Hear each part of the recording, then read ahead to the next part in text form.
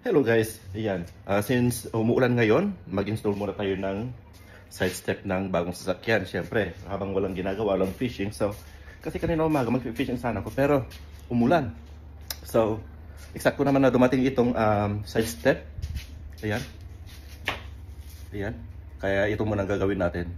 Install natin dito sa Lexus na TXi. Let's get started guys. Kasi pupunta ako sa ilalim ng sasakyan. Magkakatayo doon kasi parang may carpet sa ibaba eh. Takip ba? Siguro sound deadening. Yun para hindi maingay pag tumatakbo sa freeway, di ba? So, yeah, let's get started guys. Woo!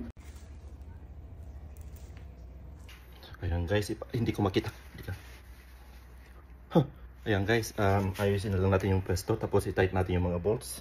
And then pagkatapos nito ay punta tayo dun sa kabila para naman sa isang step. Yan. So, yeah, hindi na ako nag-jack. Pinipilit ko yung ulo ko doon na ipasok dito sa ano. Tingnan nyo. So, sana maging may tsura, diba? So, let's keep going. Alright guys, so na-install na natin itong isa. Ayan.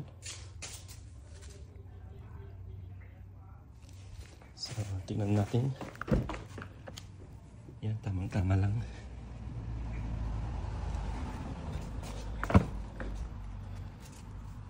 Yan. So, sa kabila naman.